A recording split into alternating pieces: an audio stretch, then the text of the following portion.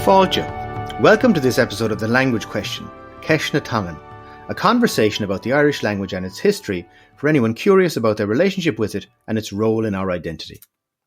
Our guest in this episode is Áine Ni Ghlinn. Áine is a poet and a writer and was Ireland's Laureate Na, or Children's Literature Laureate. In fact, this episode was recorded the day after Áine finished in that role. She is responsible for a prodigious body of work created over an illustrious literary career. A number of people came up in the conversation who it occurred to me we didn't stop to introduce when we mentioned them.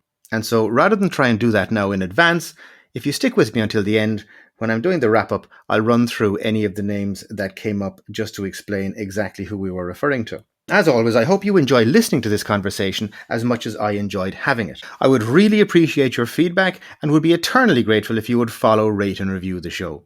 Please also be sure to sign up at thelanguagequestion.com/resources to get your complimentary valuable learning resources and to ensure that you stay up to date with upcoming episodes, guests, and to receive exclusive content. Anyhow, here goes with this episode. I hope you enjoy it. Gumwina tú sota.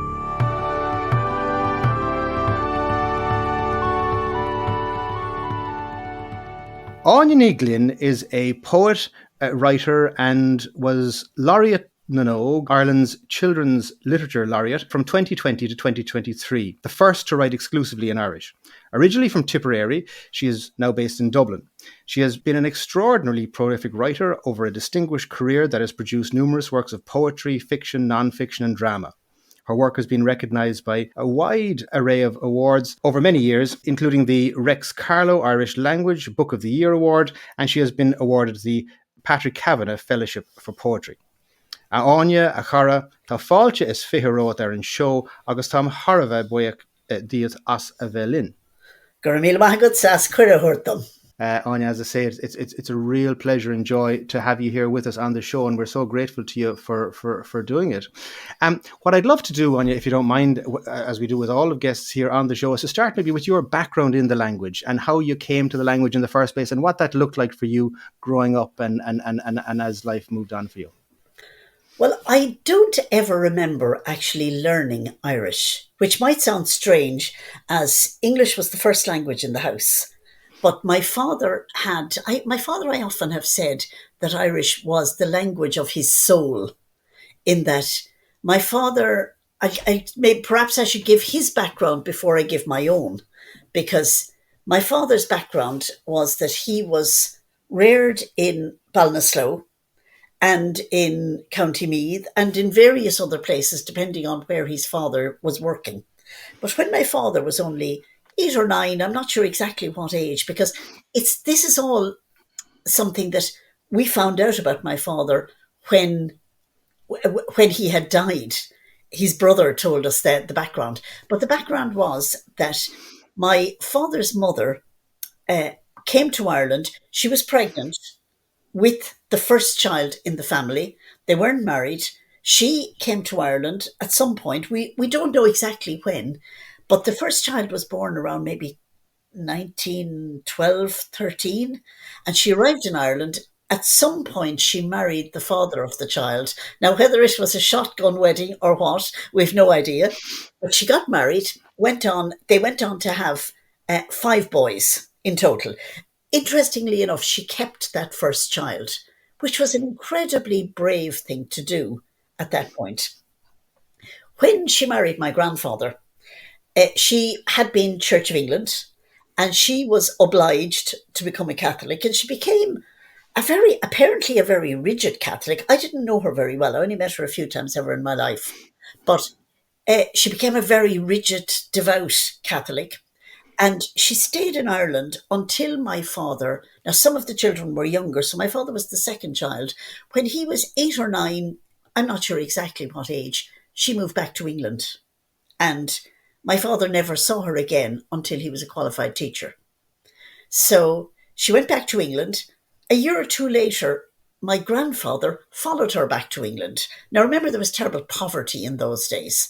And so I'm not sure exactly what all the reasoning was, but the parents ended up in England with initially 1 child, then 2, and then at a later stage 3. And the 2 eldest, my father was the second eldest, the 2 of them were left in Ballinasloe. And They were young. They were only 8, 9, or 10 at the time. And they were left with grandparents. And they were known, apparently, somebody told me sometime in much later years when I started researching the story a bit, somebody told me that they were known as the Orphan Glyns. And they were the Orphan Glyns, but there was a priest who was an Irish language scholar who was in Garbally College. And some people might have heard of a priest called Antahar Eric Mac In. He was a writer, a scholar. I presume he was a teacher in the college as well. But apparently he was really, really good to them. And he started to take my father and one of the other brothers over to Connemara every summer. So my father, the grandparents, the grandmother was apparently very solid, but had no money. And the grandfather was an alcoholic. So there was no money in the house for anything. And there wasn't much food either, according to stories. But Antahar Eric took them over to Connemara. And my father, all his life, Connemara was his spiritual home. And he took us over to Connemara as children when I was only maybe 2 or 3 when I started going to Connemara. And my father spoke English mostly to us. He started, himself and my mother both were fluent Irish speakers. They were both primary teachers. And my father, it was only when he was a qualified primary teacher that he actually started visiting his parents and brothers in England. So he never saw them from the time he was a little kid until he was, I suppose in those days you qualified, it took 2 years to qualify from St. Pat's College. And I suppose he was qualified by the age of 20, probably. But so, I mean, all those years without seeing his parents, he wrote to them and his mother wrote to him, but he never actually met them. So he had this passion for Irish because of the safety net. I'm guessing. Now, I'm putting my meaning on all of his story in many ways. I've done a lot of research on his story because I'd love to write the story of his grandmother at some stage. And it's one of my now post-laureate projects if I get to it, now that I'm reinventing myself and my time is my own again. But it's an interesting thought that Connemara, in a sense, adopted him. And he became this lover of the language and lover of the place. That is extraordinary. And just so I'm clear now, but there was no Irish in any aspect of his family background? No. His mother was English, Church of England. His father worked as a coachman and a repair man with coaches, and he worked, I think, as a gatekeeper for some local wealthy, well-to-do man. The grandfather, as far as I know, must have kept horses, because when my grandfather met my grandmother and the unexpected child was conceived, my grandfather had gone over to England, I believe with his father, to deliver horses to the house where my grandmother was a maid. She was a kitchen maid. Now, myself and one of my sons actually went off and we found the house. And we were looking at the house saying, where on earth would anyone keep horses there? And we drove around, and right behind the house, there's a whole row of little artisan craftsman dwellings known as the stables. Okay. So we figure that's where the deed was done. We assume that's where my eldest uncle came from. But look, we don't know. But there was no Irish in their background at all. So she was very British, and she had no Irish. The eldest of the family, actually, the other one who stayed in Ireland with my father, he wanted to become a priest, but because he was born out of wedlock, the diocese wouldn't have him, and he ended up going out on the African missions and being an African missionary priest. For his relatively short life, he died when he was around 50. And then the other 3 spent most of their lives in England. So it was a very interesting mix. My father and his eldest brother were reared by, what I'm told, I don't know this for sure, but I'm told they were reared by a very Republican grandmother. and their brothers fought in the Second World War for Queen and country, which is an extraordinary mix. Now, my father stayed quite close to two of his brothers.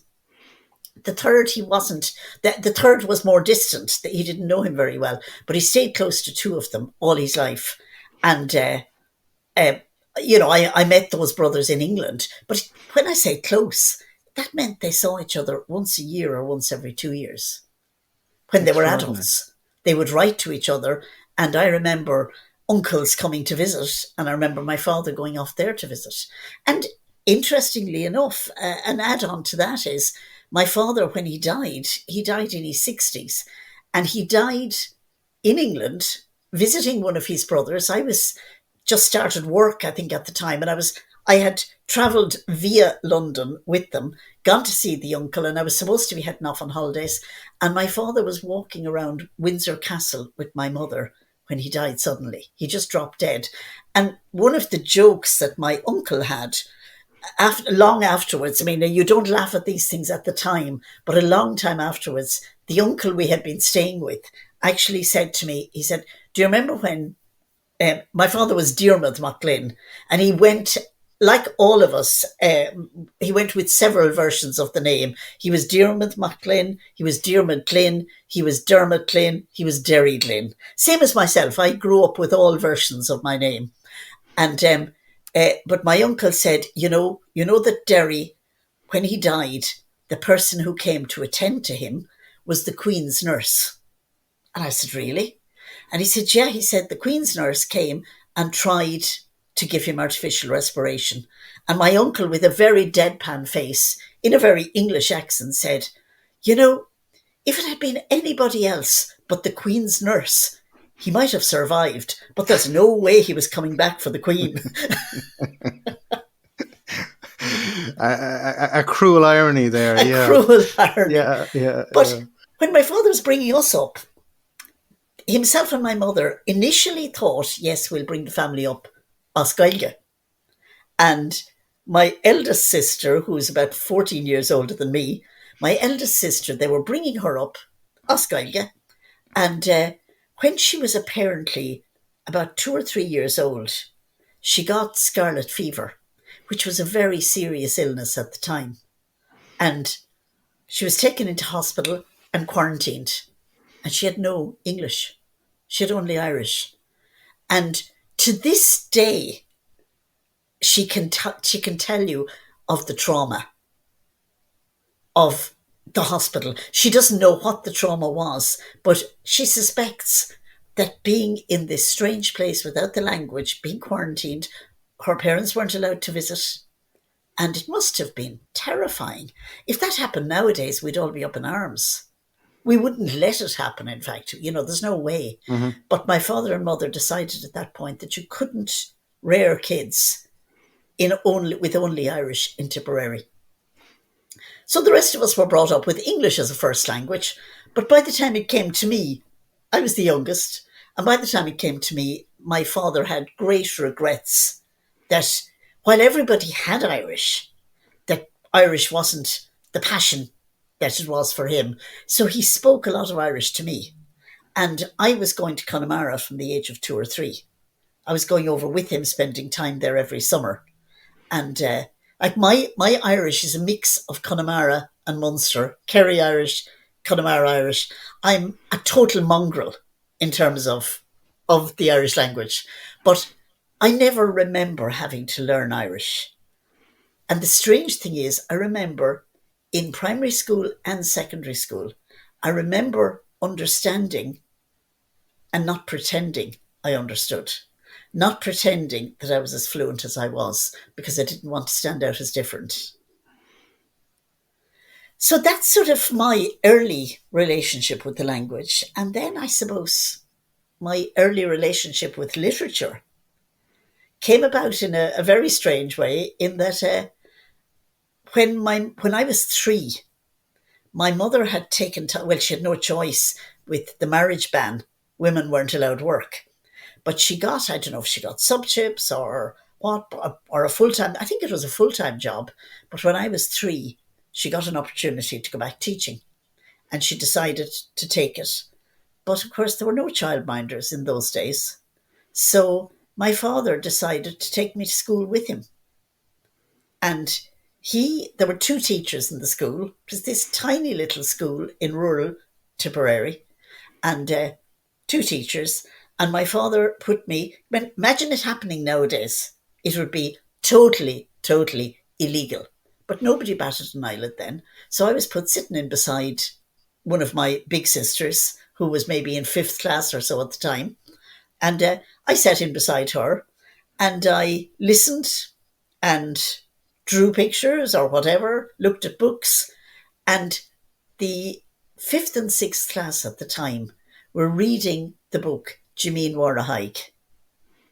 And I remember sitting there enthralled, and all I wanted was to be able to read, because they were reading this as their fifth and sixth class novel.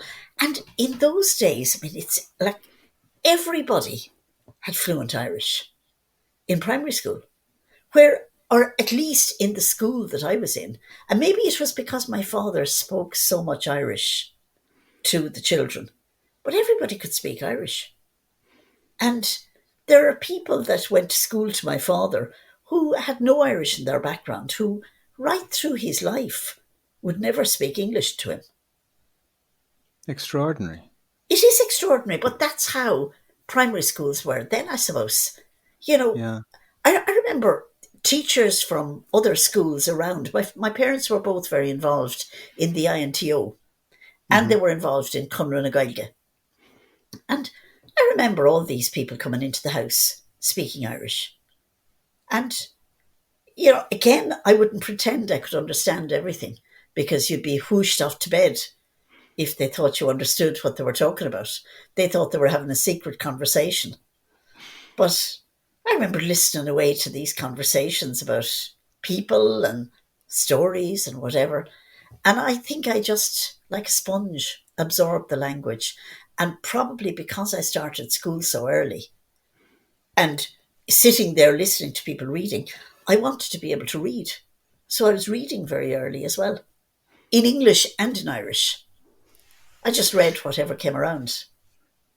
And how did that, when we take as you go forward then in life from there, Áine, how did that evolve as you went on into secondary and then I think did you start in the teaching when you went on to to career? Then was it teaching you chose initially? Yes, initially. I went to Thurles to secondary school. The primary school I was in was Balloch National School, Scullin Vallig, out the country in Tipperary. It actually only closed down a few years ago. And by the time it closed down, it had, I think, 13 pupils. That's all that was left. Whereas when I was a kid, I remember there being maybe 50 or 60. There would be just two classrooms. And it was a lovely little school. But it was, if you look at it nowadays, when I went back to see the school before it closed down, and I mean, it has been transformed, central heating, all these things. Whereas when I was a child, there was an open fire in the classroom. And I remember my father, as the senior teacher, putting a kettle on a Primus stove to boil for the lunch. And in the other room, there was a sort of an aga type stove. I don't know exactly what it was, but it was like an aga. And if children came in wet from school, the teacher of the junior room, she'd put children standing around. There was a fire guard around the stove, and she'd put children standing around. And I remember steam coming off our clothes as we dried out. But how did that evolve then? Well, I went into secondary school. I was a bit the same in that I never really let on that I was as fluent as I was. And what level of Irish did you experience in secondary school then? Oh, the school was amazing. The level of Irish in the Presentation Convent in Thurles was phenomenal.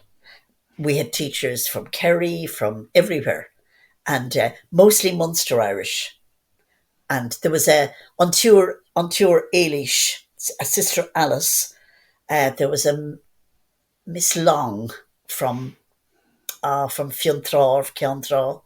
There was a Margaret Grisewood from Tipperary, who was a wonderful teacher. She taught Irish and geography. They were fantastic teachers, but they were all totally fluent.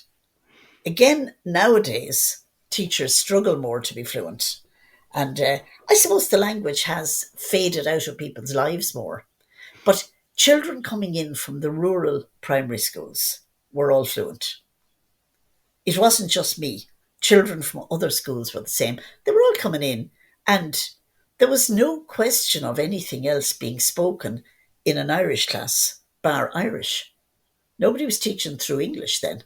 And I think that's what has made the difference, because having worked in later years in teacher training, I see now that students are coming in from secondary schools, and they will tell you that they're going out doing teaching practice in primary schools, and that in their own secondary schools, Irish was being taught through English.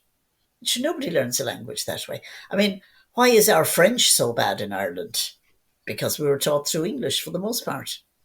And, we're not a good country for passing on language. But when I was in Thurles, the standard was phenomenal. And I went back during the Laureate. It's one of the things I really, really wanted to do, was give the presentation college there a visit while I was Laureate. And I went down and gave them a gift of books, some of my own books, for their library. And the standard of Irish, very, very high still, really high. Now, I had a mixed group. Some students, most of what I was doing with them was through English, because there were students from Ukraine, there were students from other countries, there were students who had an exemption from Irish, and I didn't want anyone to be left out. But some of the students were asking me questions in English, and some of them were asking questions in Irish. But nowadays, the kids who go to a Gael school come in with fluent Irish from primary school. The kids who go to an English-speaking primary school, very few of them come in with fluent Irish. Some do, but it's a hit and miss, because it depends on the passion that a teacher has for the language. Yeah, that's extraordinary, and it's a thing that I was hoping to zero in on, that precise point in a little bit more detail. But what because it touches on a number of things that I've been thinking quite a lot about recently. But before I get to that, I just wanted to get the picture of Irish in your life, let's say, as it went on. So you've had this extraordinarily rich family life, and then an extraordinary family life in terms of your experience of the language, and then school life with the language. So then how does that move on in terms of how the language formed part of your life as you went on to career and your own family life? Was Irish still central there? Yes. I went to UCD, and I decided to do Irish and English as my two main subjects, and maths as a third subject, because you did two subjects at honours level, and you took a third subject at pass level. So I did Irish and English with maths at pass level. And I just got more and more and more passionate as I went along. And I was already writing in Irish and English. And if I can sidetrack slightly, and I'll come back to this again, when I was only about 16 or 17, I was down in Kerry with friends. And one of the teachers, even though I had been going to the Gaeltacht all my life with the family, one of the teachers in Thurles wanted us to go and experience an Irish college. And it was something I'd never experienced before. So a group of four of us who were friendly went off to a Cloak de Saurig in Kerry. And when I was down there, I had a cycling accident. Now, if truth be told, we were cycling home from a Cayley. We were late, and I think we'd had a sort of an illegal meeting with a few lads on the way, and we hopped up on the bike. I had somebody else on the carrier, and we were belting along cycling, and whatever we hit, I'm not sure, but I woke up the following day in Dingle Hospital. And so I went towing her down head over heels, and ended up, I think somebody told me that I went over a hedge. I don't know. Maybe I didn't. Maybe they were exaggerating. But I ended up in Dingle Hospital the next day. And initially I ended up in the maternity ward, because they had no bed anywhere else. And at I gather it was sort of the talk of the town that this girl from the Irish college, a 16-year-old from the Irish college, was in the maternity ward. In fact, I think I was only 15 at that stage because I was 17 when I did Leaving Cert. So I was 15 or 16 anyway, in the maternity ward. And then a space came up in a room. So they wanted to get me out of the maternity ward, away from the babies, and to get my good name back. And I was brought upstairs to a room, but a nurse said to me, she said, Áine, don't be frightened, but the Shanachie Cruiger Kavanagh died in this room not that long ago, and his ghost comes back. And she said, don't be frightened, but you may see him at the foot of your bed. And she said, you'll recognise him because he'll be holding the bars at the end of the bed. It was one of these old iron beds. And he said, he'll be holding the bars at the foot of the bed and he'll be winking at you. And she said, say nothing, just, it'll be fine. And he won't bother you. This is a very reassuring conversation. Yes. So I thought, what's going on here? Yeah, I wasn't yeah. taking it seriously. And I went upstairs. Now, I was badly concussed, so I'm sure I fell asleep again.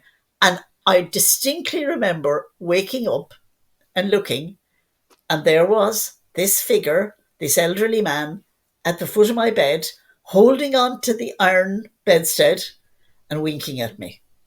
And I closed my eyes again, I think, and reopened them, and he was still there, and tried again, and he was still there. And who it turned out to be, the nurses were winding me up, but who it was Micheál O'Gaheen, Peg Sayers' son. On Filla, is it? On Filla, Mike Filla.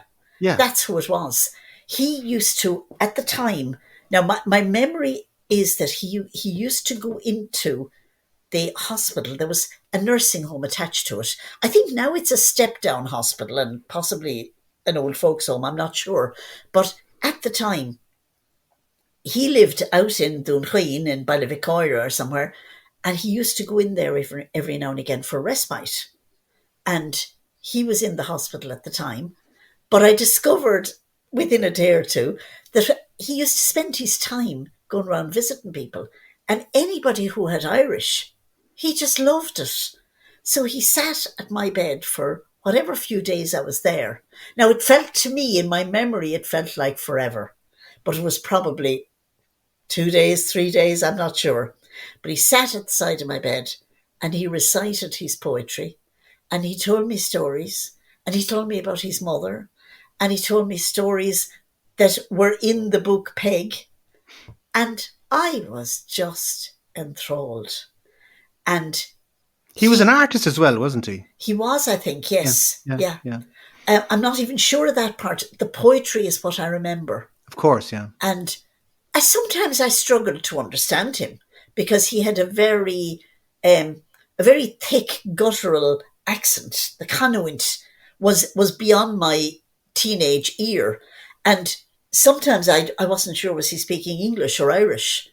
And it reminded me slightly of a story somebody told me once where they were at a ceilidh and this guy was dancing away talking to them and they didn't know by the accent, they weren't sure if he was speaking English or Irish. So they were thrown in the odd sha, ni ha, thaw, Neil. And eventually the fellow stood back and looked at her and he said, Christ, you're very stupid, and walked away.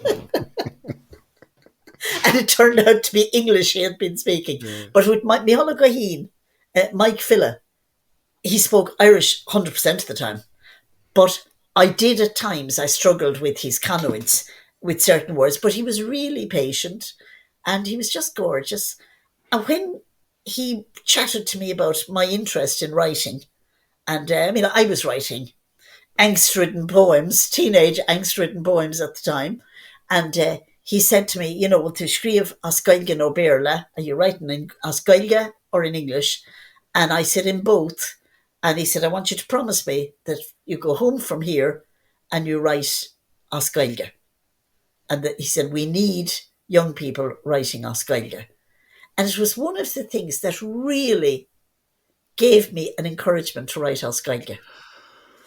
Well, that is amazing because it was here on my list of things that I wanted to get to was why and how you chose Irish as your primary medium in terms of, and I mean, that is the most extraordinary story to have, like The the richness in it. royalty of, For me, I mean, for me, it was, I suppose, at the time, I don't think I understood the full value of the event and the encounter.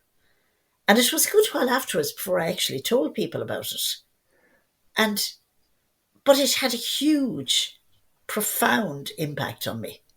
And I suppose that's why I went aside from that, because going back to college years, I was by the time I went to college, I was writing only in Irish.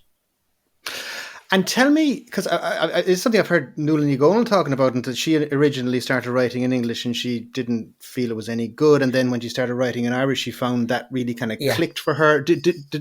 Was there that kind of experience as Yes, well? Or? yeah, I was writing in both when I was in secondary school.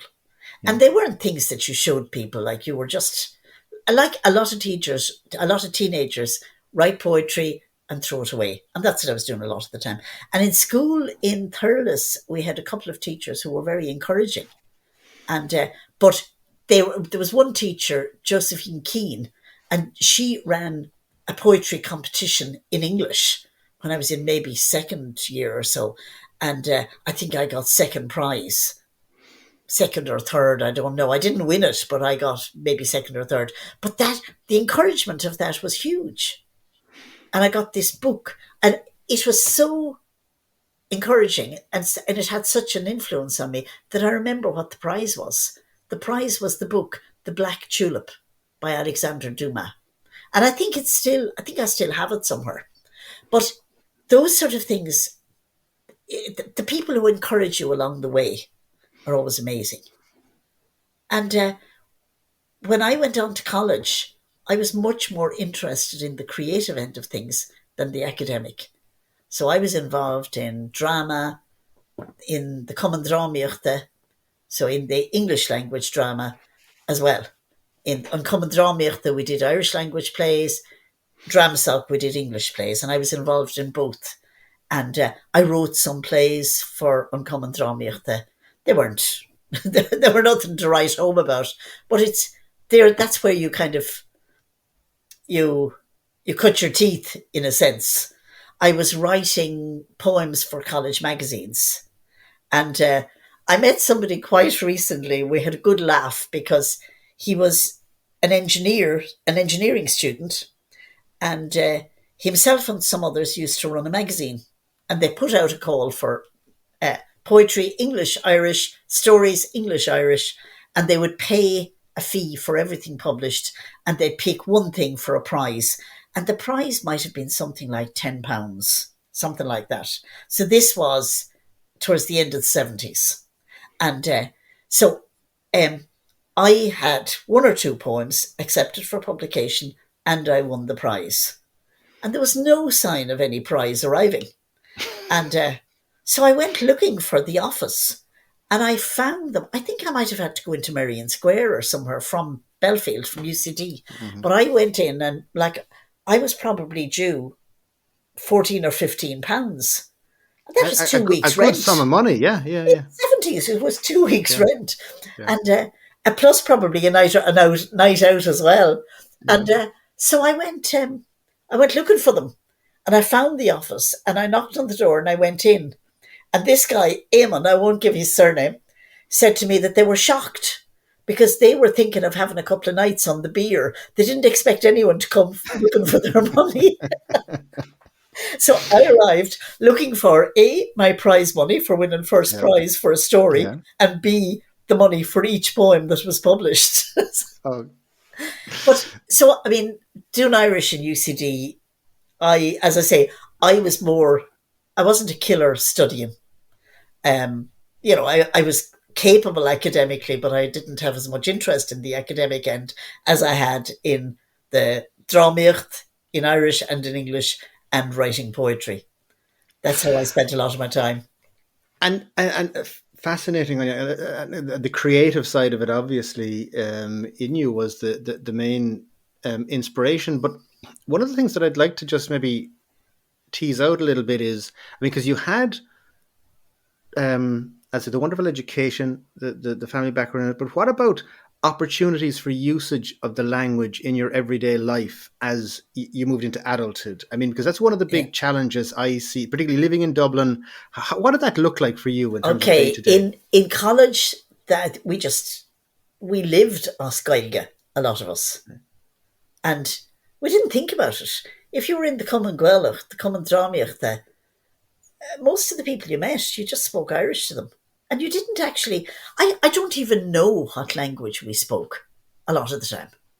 Mm-hmm. And I was talking to somebody from Cork who was in college with me about this a couple of years ago. And we were saying, did we speak Gaeilge or Béarla?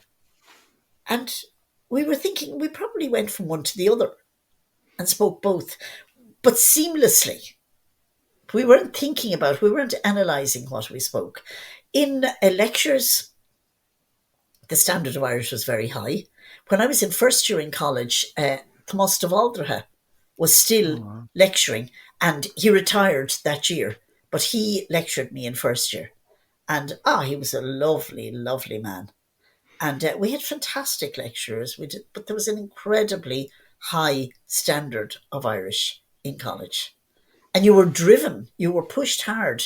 I think the standard was probably higher than I see now because, I see some students now who study Irish and they wouldn't be as fluent or as accurate as we were in my day because it was just another language.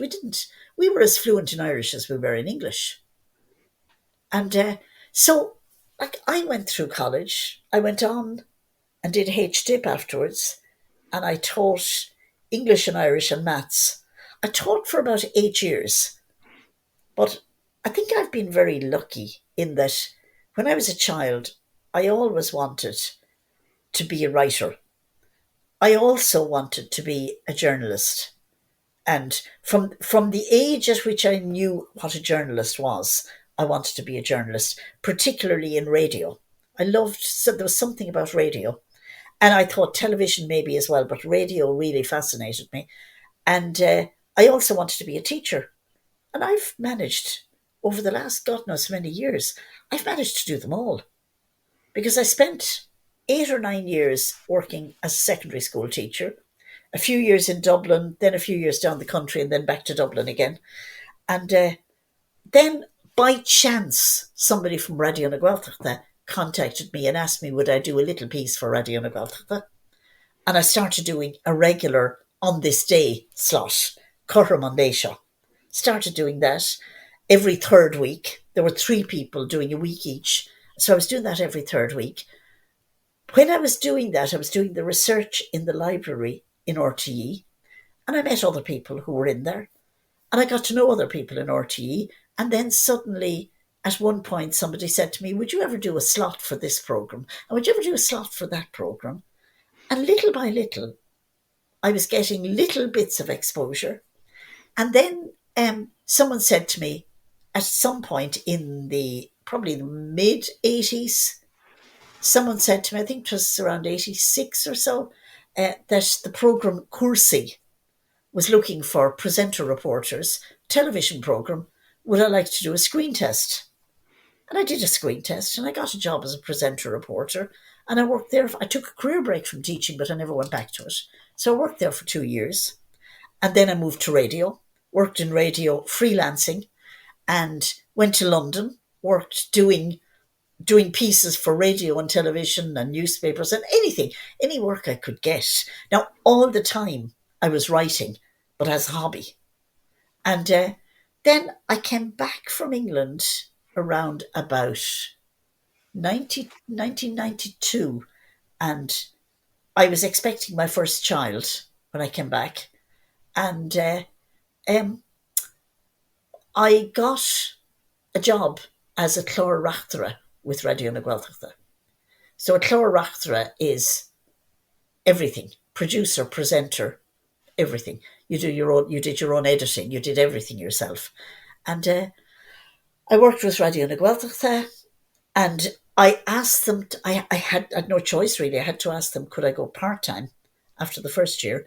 Because my first child was unwell and I couldn't stay working full time. So I either had to give up or go part time. And I went part time. And they were really good to me in the 90s. They created a situation where I got a part time contract, even though there was no such thing as job sharing at the time. And so when you're asking what was my life like in terms of engagement with the language, the language was just part of my life all the time. Working in Irish language television programs, you were working with people who spoke Irish all the time. In radio programs, the same.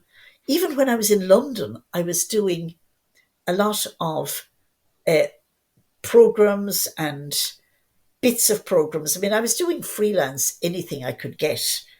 I used to come back for a week to do, it says in the papers, for RTE, and then I'd come back for a week to do the same thing, Scialta na Pápéry for Radio Na Gaeltachta. So I was doing those. And when I was back in Dublin, I'd go around all the Radio Central programs that I had done little bits for before. I mean, I had spent a summer at one point working, or 2 summers, in fact, working on the Pat Kenny radio show. And so I went to the Pat Kenny show and asked them, had they, were there any things they'd like covered in London? I was covering events in London for Radio Na Gaeltachta, for Nuacht, for Century Radio Nuacht, for anybody who'd pay me. And it was great because sometimes I would actually do the same story 4 times in the day, in that Radio Na Gaeltachta might ring me at 6 o'clock in the morning to know, could I do a piece on whatever story for 8 o'clock, the 8 o'clock news programme, like Áine, which was their Morning Ireland. So I'd do a piece for Áine. Then Nuacht RTE might ring me and say, I believe you did a piece for Radio Na Gaeltachta on that story. Any chance you'd do a piece for Nuacht on that? I'd say, yeah, grand. So here I was, being paid for the same story the second time. Then a call would come from Century Radio, which was very new at the time. And Century would say, oh, any chance you'd do a piece for our Nuacht programme on the same story? And then later on in the day, Cuasaí television programme might say, any chance you'd go into the BBC studio and do a piece on this? So plenty times, I mean, I was paid for 4 times for the same piece of research. So you were repurposing before that was even ever a thing, I think you were. Repurposing was ever even imagined. I was repurposing. And the odd time I'd write an article for the Irish Post or the Irish and Britain News on the same story as well. And tell me, just because I want to just move on to your writing then, and particularly, and obviously the Laureate most recently. But just you mentioned family coming along there at that stage in the early 90s, and then what did you raise your family through Irish, or how did that look like? Yes, my ex-husband. I'm separated, but my ex-husband spoke English to the kids, and I spoke Irish to them, and we raised them bilingually. My sons are now, the eldest is 30. The next is 28 and the next is 25. And even still, we go from English to Irish half the time. My youngest did a degree in Irish. The other 2 did modules in Irish.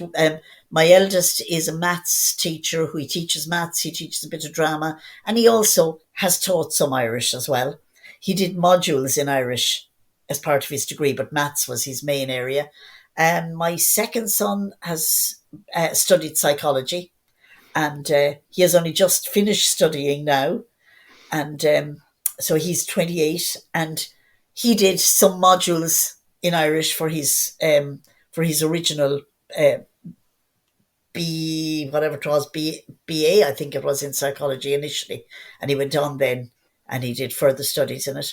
And my youngest did a degree in Irish and economics. And he has only just, he took time out. He went and worked with Radio Na Gaeltachta for a while, and then he went back this year to finish his degree. And so Irish has just been part of all our lives. The kids went to Gaelscoil Na, and they went to a second level Gaelscoil as well. Wonderful, wonderful. And tell me, Anya, then, just if you could move into your writing specifically. You said you were doing that as a hobby, I think, for many years, and of course, during that period, I think you obtained an MA in journalism as well when you were in the UK, I think. Yes, And I did a diploma in journalism with the London School of Journalism, and I did an MA in creative writing with oh, sorry, my Lancaster apologies. University. Okay, Now, the, and the MA in creative writing was actually distance learning. okay, okay. But a lot of your work, and I see it has a particular emphasis on children's writing, and of course, then you came to be Laureate Na. I mean, can you tell me how that became a focus for you as writing developed? Yeah, I was always thinking up children's stories, Hmm. but there was no publisher in Ireland for a long time publishing children's literature, especially in Irish. And I was talking to some people about this very recently, that for a long, long time in Ireland, we were depending purely for Irish language books for children. We were depending on school textbooks. The books that we read in primary school were either translations or they were books that were written at the turn of the century, and they were Jameen, Nadine, Bran, Eschert, a series of books that were written with schools in mind, and they looked like textbooks, and they really were textbooks, but that's all that was available. So there was no question of even thinking about writing children's stories because there was nobody publishing. And then O'Brien Press and um, Wolfhound Press started publishing teenage fiction in Ireland. And even still, all our books for younger children were coming from England. But when you think about it, what we read as children, we read um, Enid Blyton. Even still, Roald Dahl is very popular. We read Biggles, Just William, the Bobbsey twins. Everything was coming in from abroad. There was so little. Patricia Lynch was writing as an Irish writer, Eilish Dillon. But how many more were there? So few. And I'm guessing that it was, mostly British publishers as well. I don't even know who published Patricia Lynch. Maybe it was an Irish publisher, I'm not certain. But there were so few people writing, Irish people writing for children in Ireland.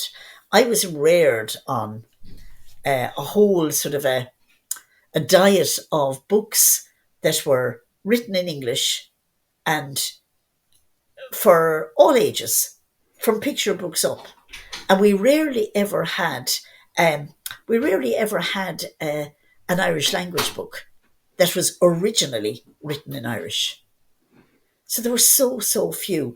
I remember as a child reading a whole series of books called On Leaba Adimic Huish that I assumed at the time was an Irish language series. But in fact, no. The bed that went whoosh was the series, and it was written in English and translated by Ungum. Some books were being translated, but there was nothing, and nobody was interested in books in Irish for young people. And while I was in England, there was a publisher from Ungum, a man called Caoimhín O'Marcaigh.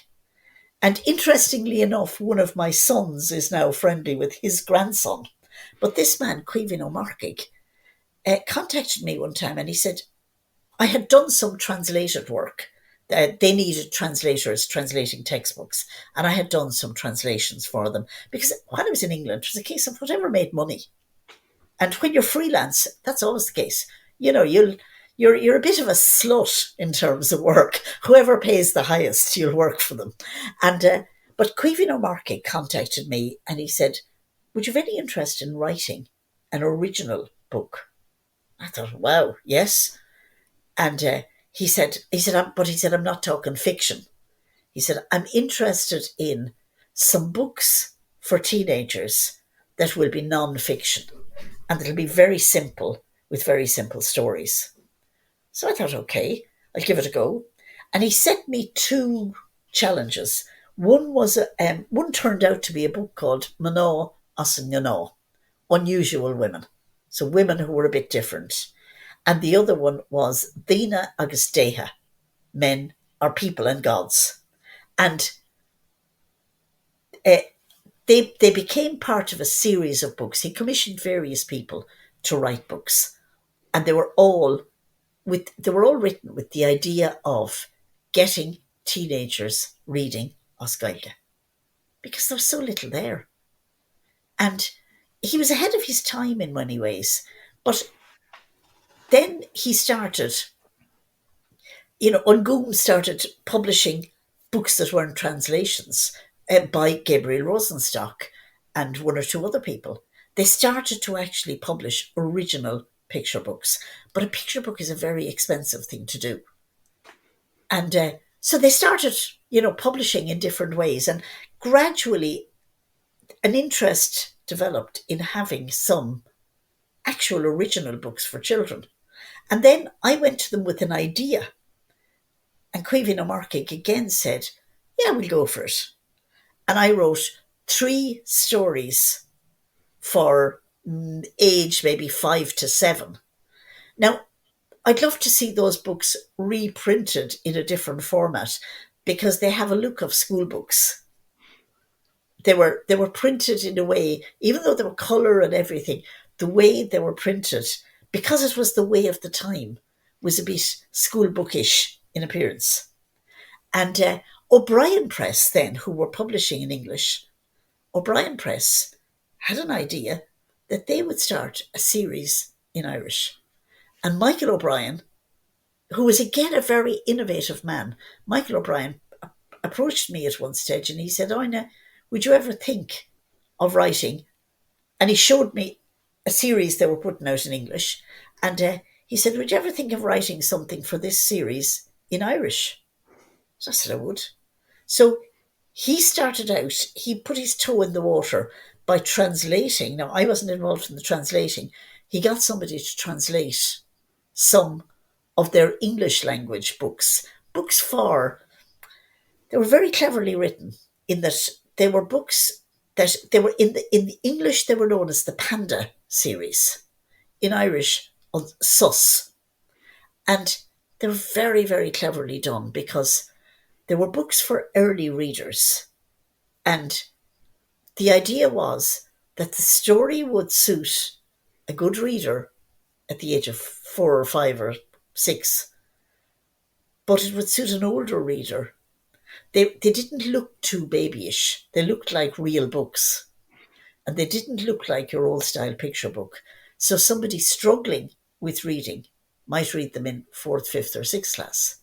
And he had this idea, which I loved, that if we did that in Irish, he said, well, in the Gaelscoil now, we might find a market with senior infants, 1st class.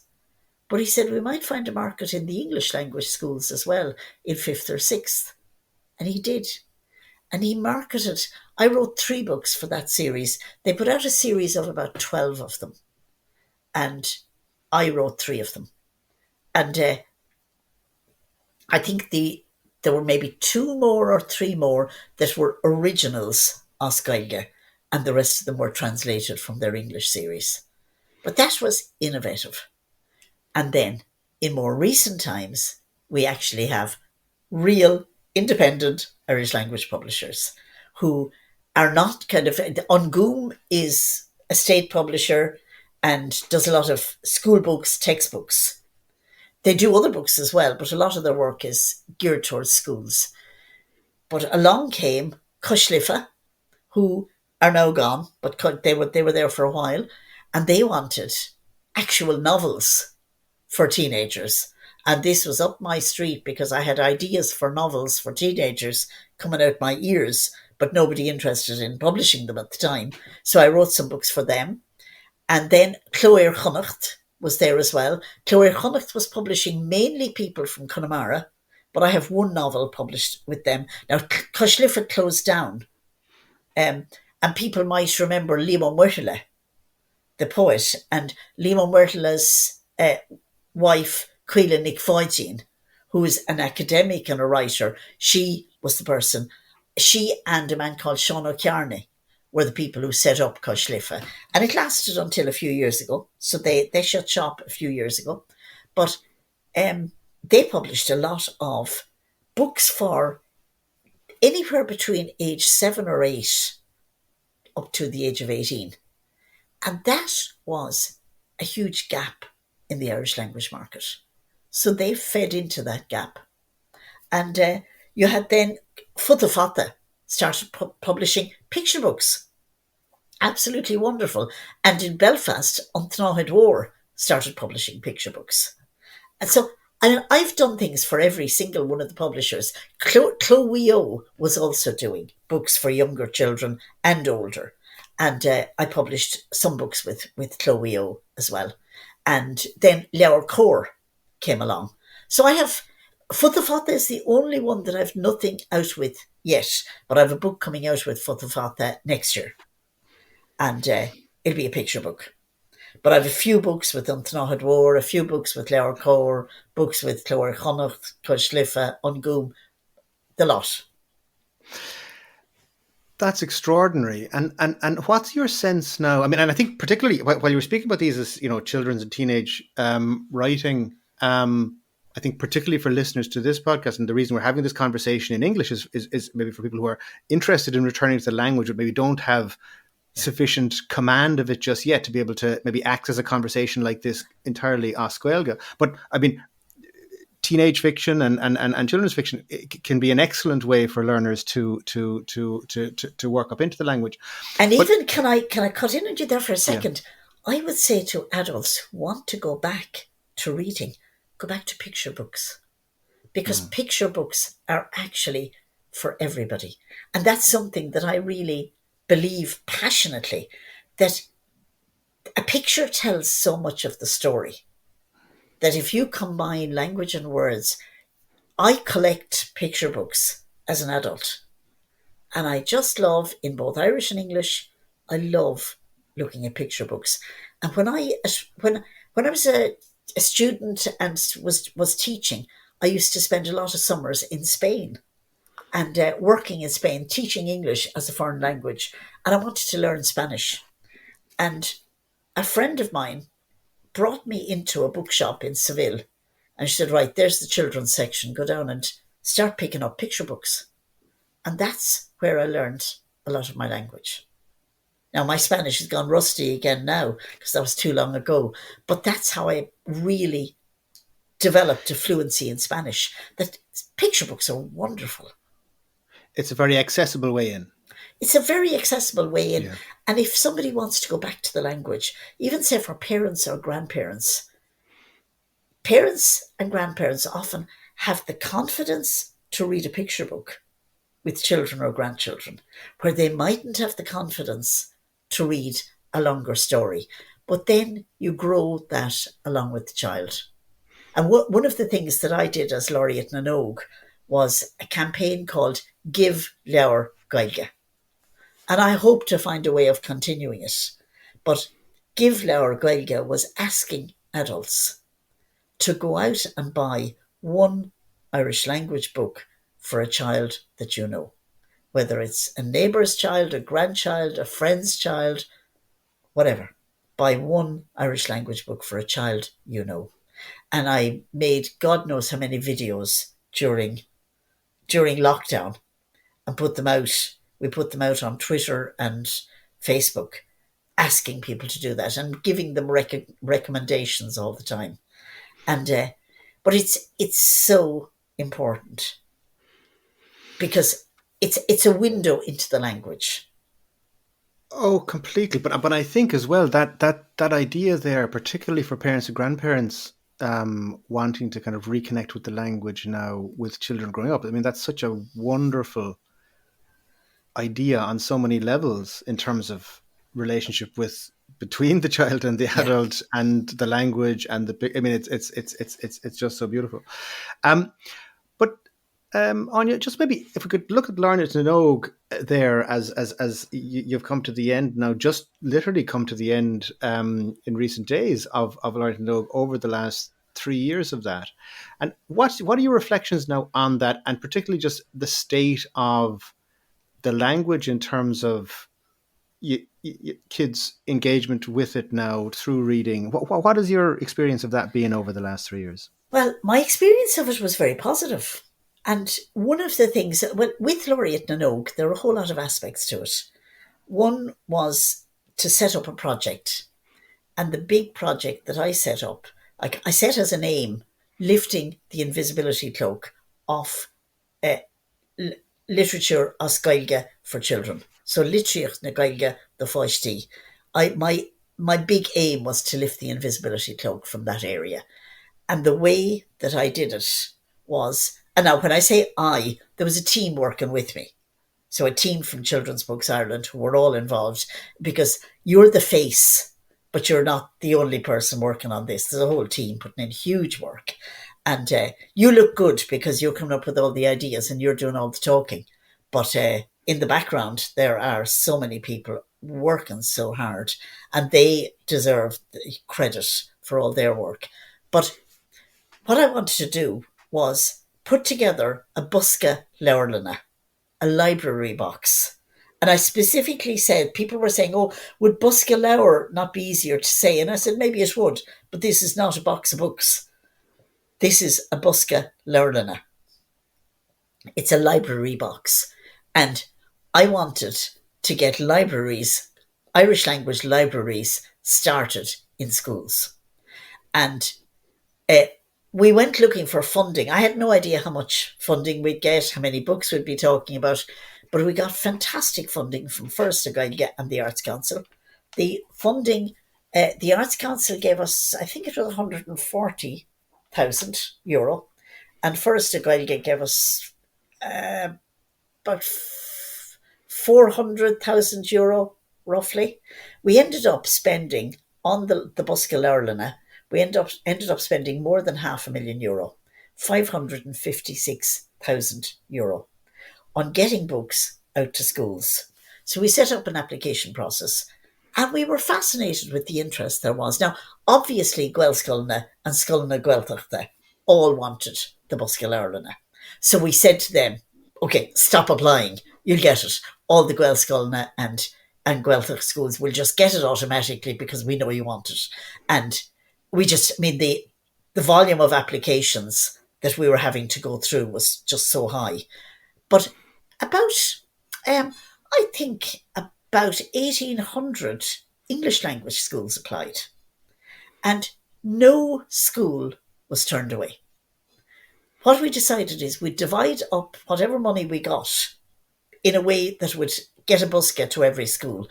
With the generosity of First na Gaeilge and the Arts Council, we were able to give a box of 25 specially handpicked Irish language books to every school.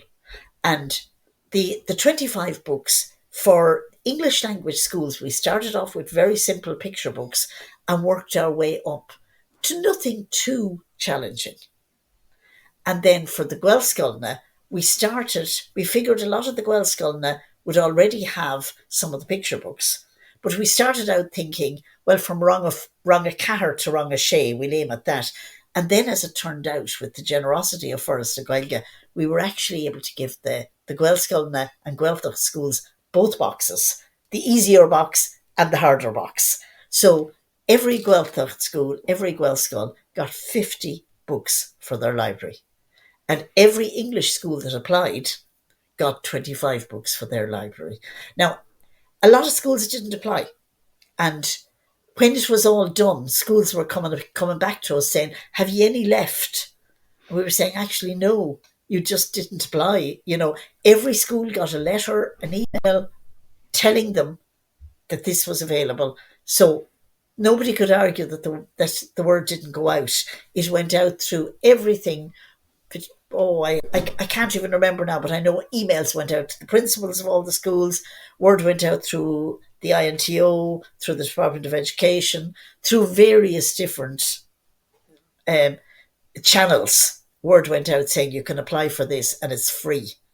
But all in all, 2,200 boxes of books went out. And they went into the hands of children. And then myself, and I've done a lot of work over the years because I've worked in journalism, I've worked in writing, I've worked in teaching, but I also, at a later stage, was working with trainee teachers, teaching Irish language and literature in the Church of Ireland College of Education in Rathmines in Dublin for a while, part-time, because as a writer, you have to have a more regular income.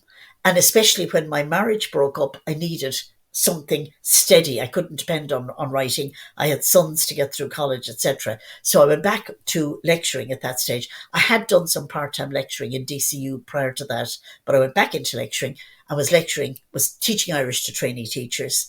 And then when the College of Education in Rathmines closed down, it was married into or absorbed by DCU. So I worked there for a while. And so I used all those contacts as well to spread the word.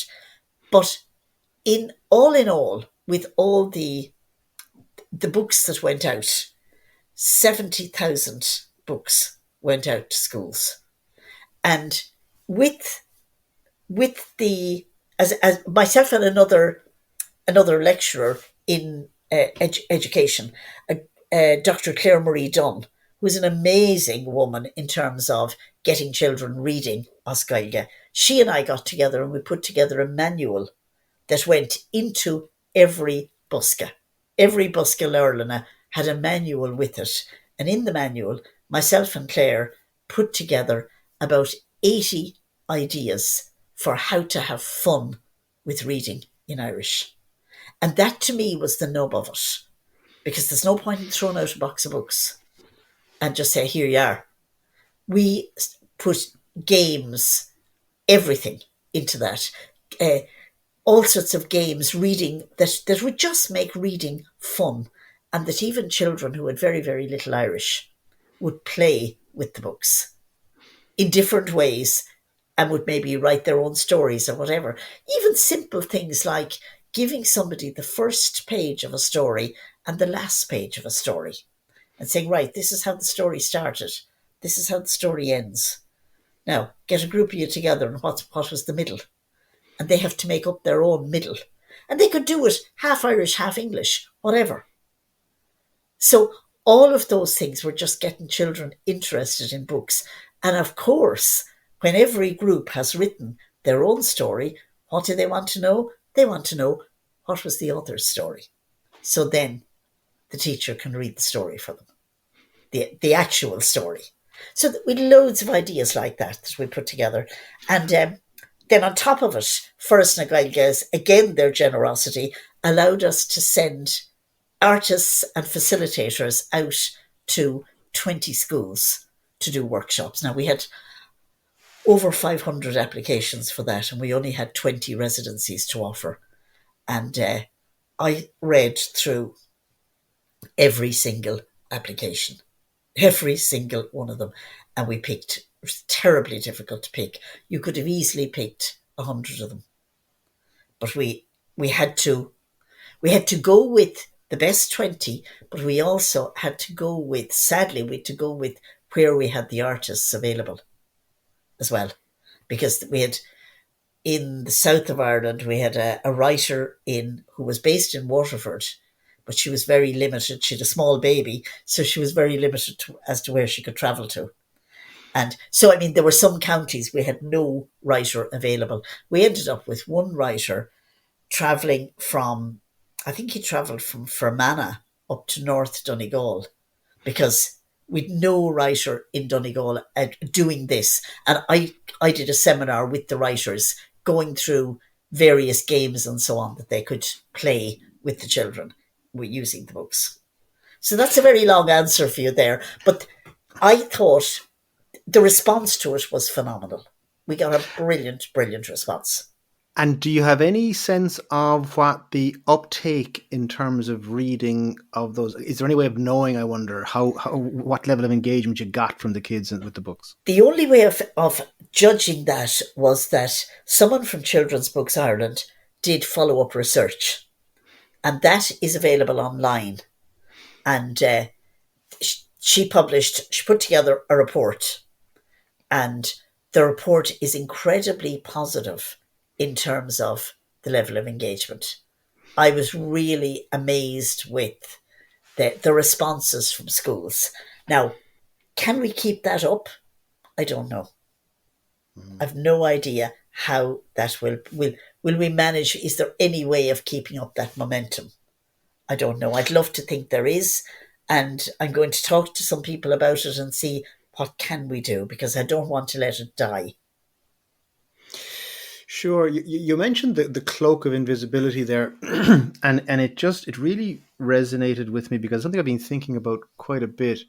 It's about the invisibility of Irish language, culture, and literature generally.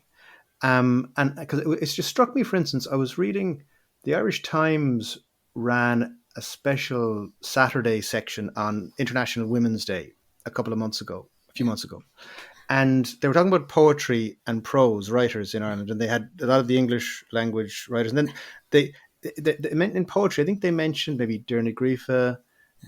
I don't. I can't remember any other living Irish poets that were mentioned I actually think in you're that. right. Yeah. And then in prose, the only Irish language writer that they mentioned in prose was Peg Sayers. Yes. And I know. Yeah. I said, my goodness, like that's just, it's that invisibility thing. Yeah. I mean, what are your thoughts on that? You're absolutely right. And I had a chat with Martin Doyle, who's the books editor of the Irish Times, Yeah. some months ago. And two different times, Martin gave me the opportunity while I was laureate to actually recommend some books. And on one occasion, I think it was just for Seachtain na Gaeilge English or children's books. But coming up to Christmas, he contacted me at some point and said, "Okay, it was very much a case of you're always whinging. Now put your money where your mouth is." And he said I could do more or less a full page spread for the Irish Times recommending books. And he said, "I want you to pick the best books you've read in the past year, adults and children." Now, I mean, that's up my street because I do a monthly review for Radio Na Gaeltachta of a book I've enjoyed. In the summer, I do a weekly one. For the next, starting probably at the end, maybe next week, I'm not sure, I'll be doing a book a week. And during the pandemic, Radio Na Gaeltachta, the programme Túsáite, asked me to do a book a week.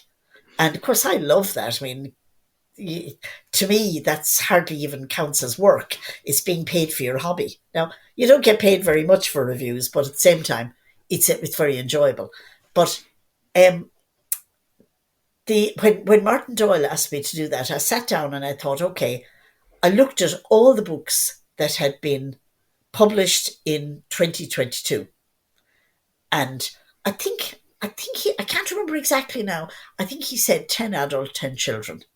So I was able to write a small amount about every one of those books, suggesting to people that they go out that here's a whole set of books that you can buy as Gaeilge.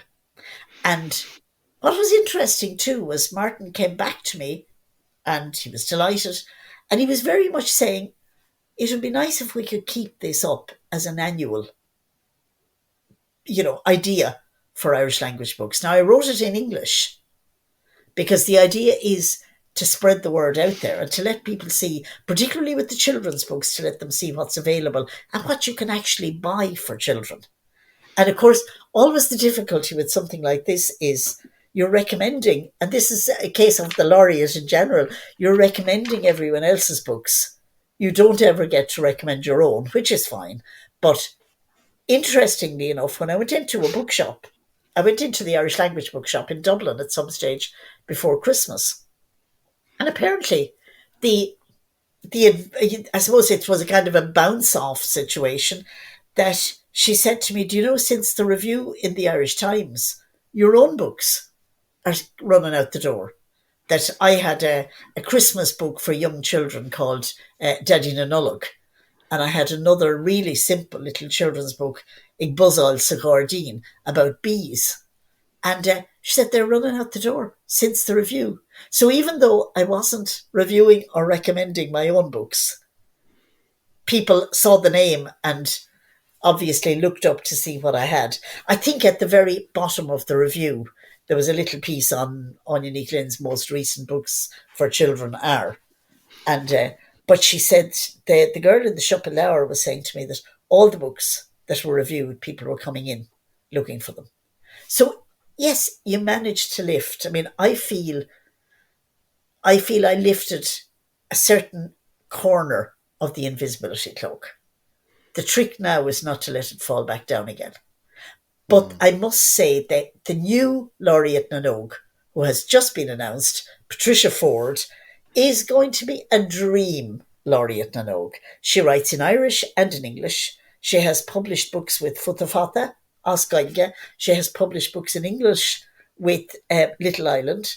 And she's wonderful. She was one of the people who founded Barbaro, the arts group for children. So it's an arts festival for children. She was involved in the Galway Arts Festival. She's just amazing. I worked with her in the past on writing for Russ Naroon, and she's going to be brilliant, and she has wonderful ideas for projects and all the things she's going to do. Wonderful. Yeah, we really look forward to that. I actually just heard her being interviewed last night on the RT Arena show. And as I say, very, very much looking forward to what she has to bring to it. Áine, as we're kind of moving towards the end and wrapping up, I'd love just to get a couple of your sense of things, I think, in terms of from your experience of the last, well, of your life and career, but particularly the last number of years involved in a very public way. First of all, just the state of the language overall, and your sense of that, and I suppose maybe just to frame that a little bit. I mean, one of the things I've repeatedly heard from people here talking to them on the program, on the show, is that Irish is, there's no fear of it. It's kind of stronger than ever in many ways, particularly.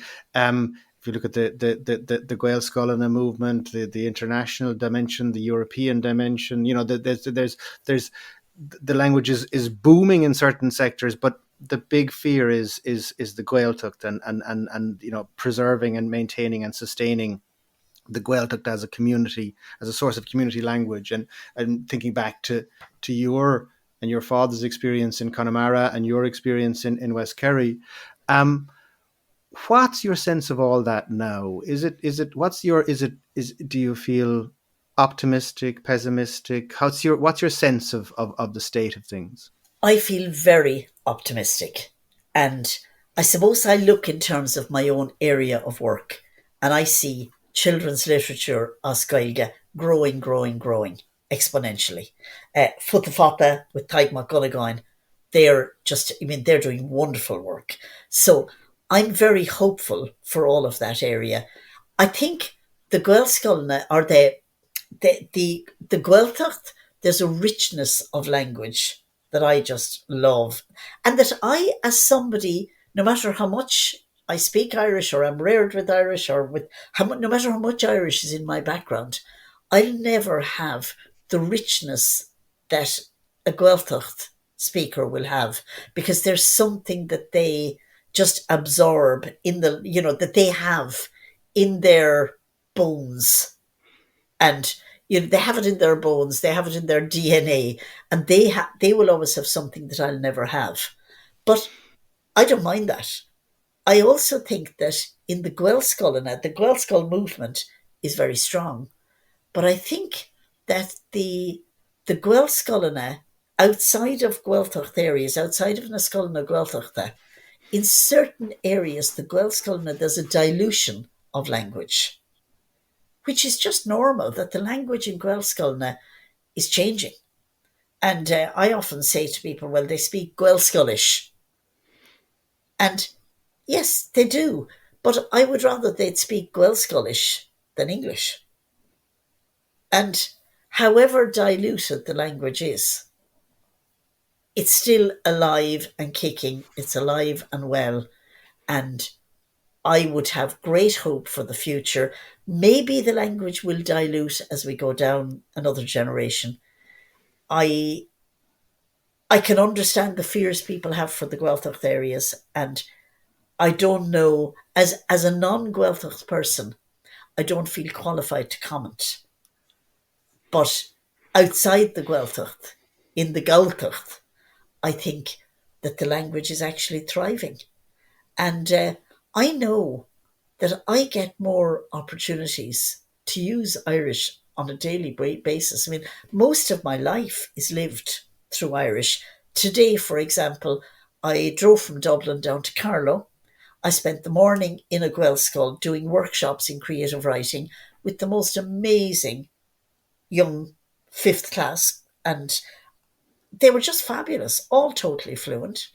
And came back, chatted with one of my sons again, and gave him a lift somewhere, and then came back again. So much of my life is Oscailge, that I have loads of opportunities and to use and to just to live Oscailge.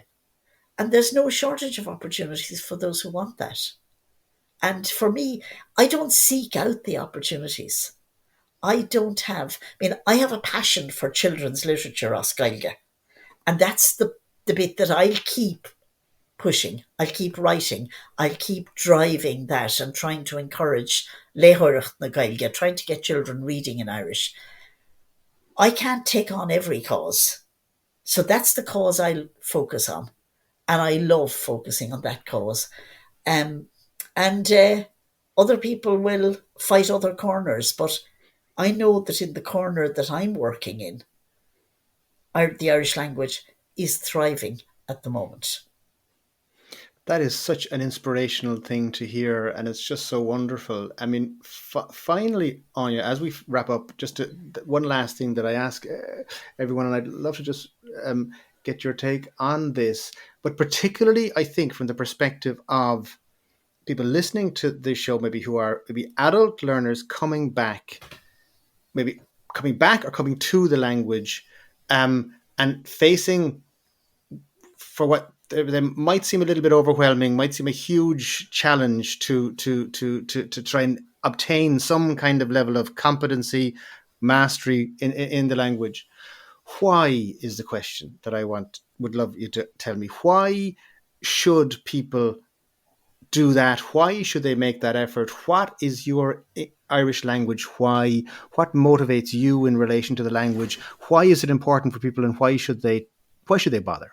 Well, we're in a beautifully multicultural society. I think every culture has its value. And I think the language is an element. A language brings culture through it. And I would hate to think that we would lose that culture, that native culture of our own, which is just a part of the language.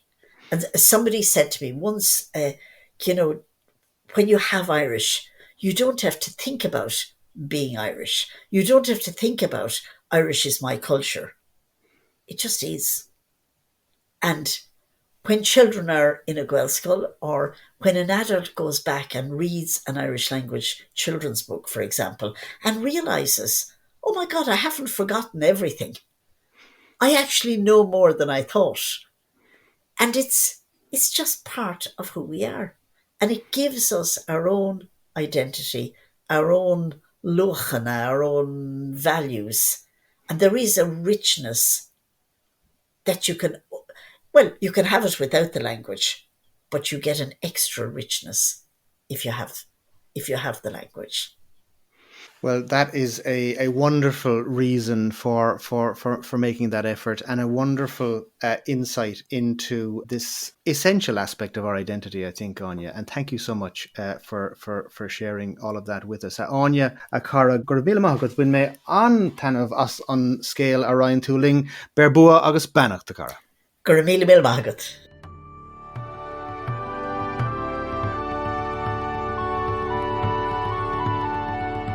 Thanks for listening. Gur míle maithagad as a bheith éisteacht. I hope you enjoyed this episode. There were a couple of people who came up during the conversation that we didn't stop to introduce at the time, and I thought it might be useful here now just to run back over who they were. The man that Áine met in Dingle Hospital in the 1970s was a native of the Blasket Islands and was known locally as Mike Filla or Unfilla. He was Micheál ó Goheen and was one of 6 surviving children of Peg Sayers. He was in fact responsible for transcribing many of the works attributed to his mother, as Peg could neither read nor write. Tomás de Valdra, who Áine mentions as having lectured her in first year in UCD, was a colossus in Irish language learning and development.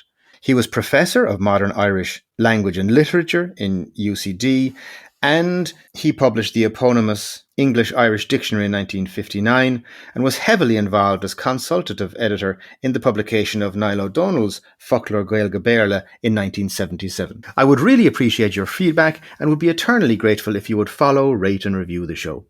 Please also be sure to sign up at thelanguagequestion.com/resources to get your complimentary valuable learning resources and to stay up to date with upcoming episodes, guests, and to receive exclusive content. Slán Tamil.